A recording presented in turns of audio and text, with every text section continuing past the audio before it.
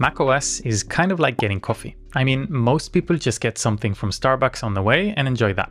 Similarly, they get a new shiny Mac, change a wallpaper, a couple of settings, and that's it. Happy days. Others think they're better. This is me, by the way, and I mean we are coffee snobs. We get specialty beans and make our precious coffee at home. But then again, we may be using it wrong. Bad grind level, lack of proportion. That was me and my macOS for the longest time. I had an app launcher, a nice terminal, and I thought I made it to the pinnacle of configuration. But when I stepped out of the terminal to use Finder or a video editor, Photoshop or Slack, I was back to granny mode, moving my mouse around, clicking all over, and having extremely hard time navigating different windows that were stacked on top of each other or completely disappearing.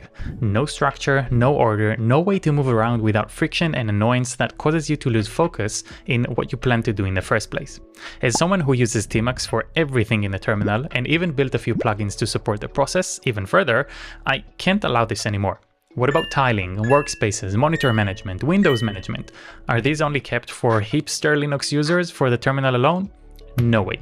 Just like finding the exact grind level for your beans, bringing an operating system to a wizard level is a form of art, and I believe I found the right set of tools to help you find the way too. And now that I managed to squeeze in my morning brew into this video, let's see how I achieved at least the beginning of a worthy Mac environment setup. To handle my Mac environment, I tried solving it with monitor real estate. I went from 2 monitors to 3, then to a physically challenging ultra-wide 49-inch beast, just to finally come back to this, a single 4K quality monitor that's right in front of me.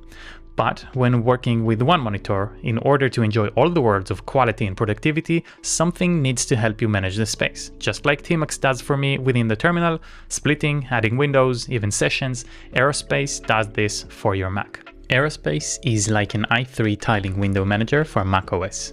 You may be familiar with Yabai, a similar popular project from the same home of SKHD. I don't want to get ahead of myself, but if you know these, let me just say you're going to be surprised at the end of this video. The reason I went with Aerospace is my personal feeling of less configuration requirements and the intuitive way things are working. When you first pop a window, Aerospace uses the configured real estate to fill it with your new tile. Add another screen, in this instance just another ghosty window, and let's add yet another window and mix things up so that it's easy to differentiate. You'd probably note that I can both move around windows with a key combo. By default it is Alt and the Vim binding serving as arrows, so Alt and H or L lets me move sideways to other tiles. Feeling like tmux already? Let's pop Safari where I hold my coding music. Now with 4 tiles my screen is getting too crowded to do any productive work. I have few options here. I can minimize it or drag it to another screen, but my favorite is using a new screen area. You can see on the bar to the right that I currently have 5 areas to choose from, and we'll talk about these areas and the bar in just a bit. So I'm going to pick space number 3 and send my music there. Alt, Shift and 4 sends the window there and focuses on that space. To jump back, I can use Alt and the number of the previous space, in this case it was 2, and here I am back at my terminal space with the music tucked away. If we want these tiles to be presented horizontally rather than vertically, Alt and / switches back and forth. When the layout changes, the directions are changed accordingly, so Alt and J or K allows for vertical motion.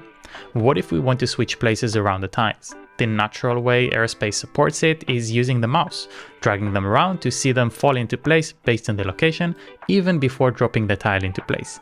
By the way, I'm using Command and Control here to drag the windows around. You can find the configuration line for your Mac to do that in the description or in the Aerospace goodies section, which we'll get in just a bit. What if the tile is a bit small, but you don't want to go full screen? There's still value in seeing what's underneath and cycling through other tiles, kind of like viewing folders in a drawer. Hit Alt and Comma to do that and change the layout to the accordion style. The margins here are all configurable. Use the same bindings to move around, in this case up and down with Alt, J, K or the arrows. Accordions are obviously available in both modes, vertical or horizontal, and both serve great purpose for different use cases. Here's one great use that feels to me like reading the newspaper. While I'm not much of a news follower, I like the idea of having multiple reading pieces, usually blog posts, docs and probably my notes, rolling next to each other in accordion that I can scroll through. It kind of reminds me of the first generation iPod where you could scroll through your stored albums. What a trip down memory lane. Beyond sipping coffee and reading newspaper, Aerospace lets you fix the size of the windows not only with a mouse but also use easy key combos. Alt and plus, which is Alt Shift and equal, will increase the relative size of a tile. It's done very smoothly and you can play with the incremental changes in the configuration, which we'll go through next. Move around different tiles and change their size, whether they're on the side, the middle of the screen, tiled or stacked in an accordion structure. To reset the canvas, you can hold Alt-Shift semicolon and then hit R for reset. Basically what this does is setting Aerospace in a service mode and sends R at a reset signal that's special for that mode. Don't worry about mods just yet, we're getting there.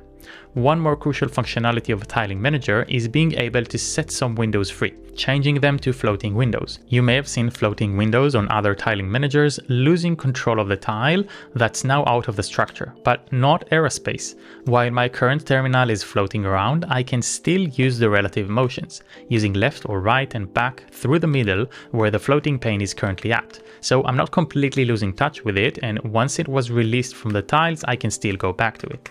We've talked about basics until now, but what happens when you need a slightly more complex layout?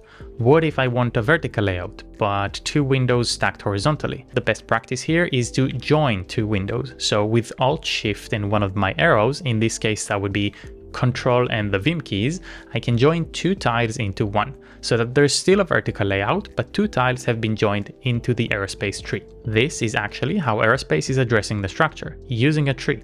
There's a flat hierarchy of tiles to begin with, and as you join windows, they'll be nested under other tiles, in a parent-child structure. This means that you can scroll through and move things around, take a nested window and join it to another tile. Sometimes the changes may surprise you, so understanding the tree structure helps a lot with that. Now at this point, some of you are probably having the itch of, how the hell do I know where I'm at any point in time? What workspace I'm on? What other workspaces are available to me? As you can see to the right, I solved it visually by adding something to my operating system. However, I did create a command line utility that helps me understand not only what other workspaces are available, but what are they running and what is exactly running within them. FF, which comes from my NeoVim config for telescope, standing for find files, is actually finding everything under Aerospace. It takes a list of the Aerospace windows, sending it to the best tool ever, FZF. More on FZF in the video above, and yes, I said FZF and FZF to accommodate for people on both sides of the pond. It's totally okay to cuss in the comments. Anyway, with our new windows available as a fuzzy search, all that's left is to add a shell command for Aerospace focus with a window ID from the selection. I love this option so much because it doesn't only let me show different open windows, but also adds a description, so I can literally see what's running in Safari or what's the command that's running within Ghosty. I can search for BrainFM instead of Safari, which makes more sense when I need it quickly. At any point, I'll just hit Alt-G, which is mapped to pop Ghosty, FF to search, and then my usual window or command and hit enter to take me there. This is exactly what Telescope in NeoVim did to the file tree, completely eliminated it by using fuzzy search over text and code. I think it's time to talk about configuration. Like pretty much every other terminal application I covered on this channel, Aerospace adheres to the home/.config and /aerospace path, where you're going to find an aerospace.toml file that's easy to follow and make changes to. The first addition I made was adding a couple of lines that use regex to catch both Telegram and Finder and make sure these are floating instead of messing with my tiles. This way I can pop them for a quick file copy or respond to a message and then send them back to their minimized mode. You'll also notice a strange gap choice I made. While all of my gaps are the same size, the outer right one is doubled, and I'm sure you can guess why. This is SKHD, taking additional space for the information panel we talked about, showing spaces and allowing for additional navigation features. Let me keep you hooked just a tiny bit more with SKHD, and we're going there, I promise. If I have two tiles and I want to have one in full screen without the native full screen for macOS, I can hit Alt, Control, Shift and F to help me see my focused application better. All of these and much more can be found on the Aerospace docs. You're going to find three main sections. The first one is just getting started guide with installations and things like that, but then you have a full list of commands you can follow and use in the config file, like balancing sizes, closing windows and more. I'll focus on one that made a huge impact on how I work, which is exec and forget. This lets you hook any command at any given time. If this sounds familiar to you and rings like SKHD, well, it's exactly that. Yes, Aerospace is also an app launcher. I love SKHD and I've been using it for the longest time, but now you're telling me I'm getting Yabai and SKHD with less config doing both at the same time? This is a no-brainer for me and I'm going to switch.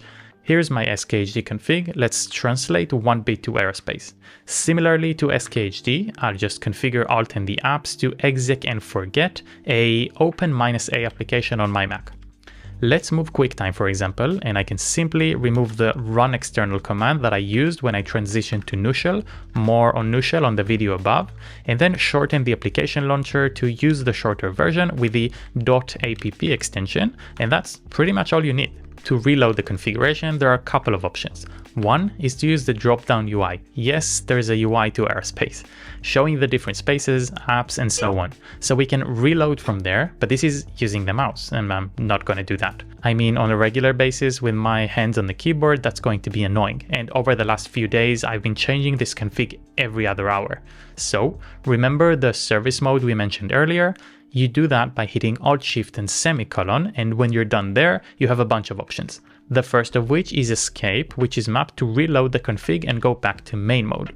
Since I'm using Home Manager, I'll sync it first, and this is the absolute last time in this video. I'm referencing a video above, but check out the video above to talk about Home Manager. Once Home Manager is in sync, it's time to go to service mode. So again, hit Escape and jump to the other apps. Here's Safari ready at Alt S when I need it. Now for the most powerful concept in Aerospace that isn't getting enough attention: modes. We've seen service mode that comes with it, but you can add any mode you wish as long as it's listed and has a key combo that switches to it, you're good to go. Here I added mode apps and I can add other modes like test. Here I have Wesderm mapped as an example just to show how it works. It's basically opening another set of mappings under other modes, which is kind of like layers in a keyboard if you're familiar with those. I mapped apps mode to Alt Shift and Enter, and once I'm in this mode, I can then hit Alt W to pop Wesderm.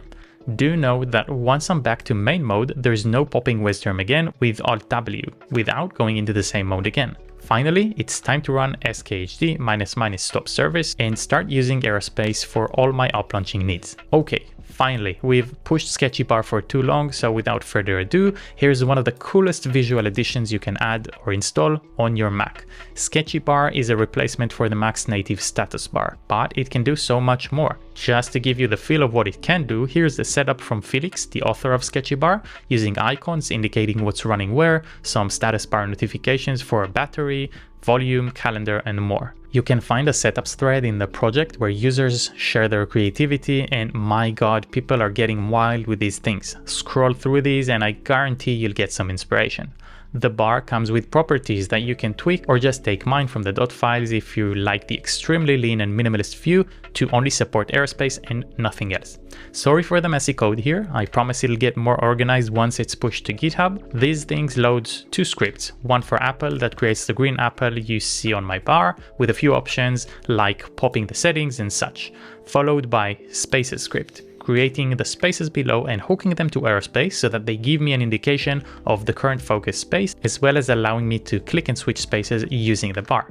On my Aerospace config, I'm making sure Sketchy Bar is started if it wasn't, and then on Workspace change, trigger an update to the focused workspace and fire Sketchy Bar with the event. If you check out the third and last part in Aerospace docs, you'll find the Aerospace goodness section, where I first got the idea for Sketchy Bar.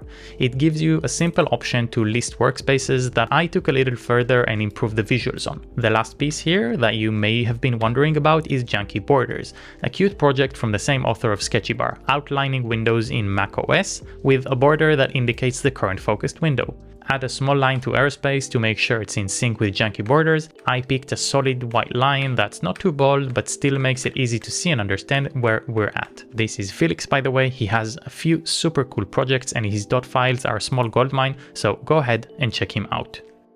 Aerospace saves time and energy powering the working environment, but when it comes to the terminal itself, there's no point in adding more terminals. tmux, the spiritual father of Aerospace, is the best in class, and if you want to see my entire configuration and how I slowly built it into what I'm running today, check this video next. Thank you for watching, and I'll see you on the next one.